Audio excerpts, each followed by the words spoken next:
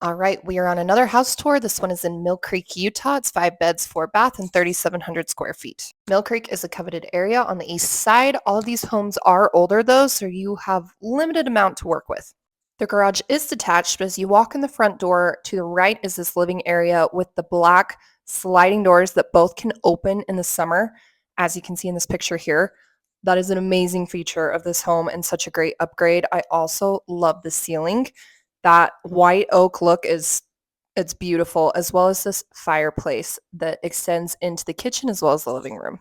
I also love that they left the stone in the entry area that I'm sure was original to this house. Those rich dark wood lockers match the kitchen cabinets as well.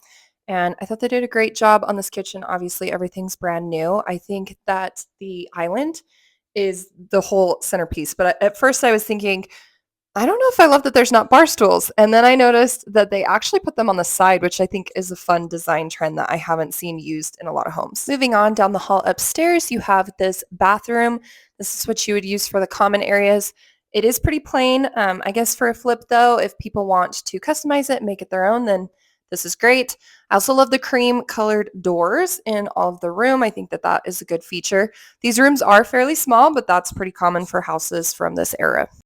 The master bedroom, however, is a pretty good size. I don't love the glass blocks, though, as the window there. I think it would have been nice if they would have replaced that and maybe done some black frames with the windows. But, that's just my personal preference. Okay, for the bathroom, it is pretty black in black cabinets in the closet, the countertops, the floors, the showers, all of it. And I think that's fine.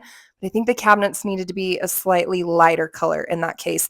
And something that I feel like they're just consistently missing in these homes is that there is not a big bathtub in the master bath. So I would need that in order to feel like I had a true master suite. Okay, moving on to the downstairs, there is this family common area that does have a little mini kitchen, which would be nice for hosting or having kiddos.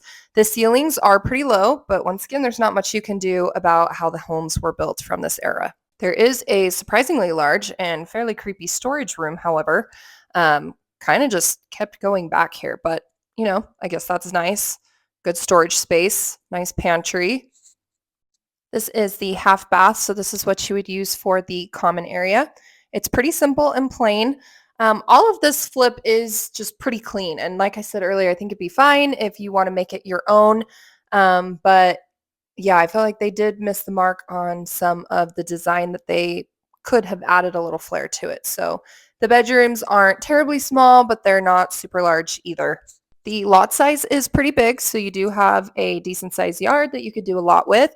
And I really like how they did the fireplace there as well as the nice patio area. And I'm going to pop some pictures up so you can see what it looks like in the summer.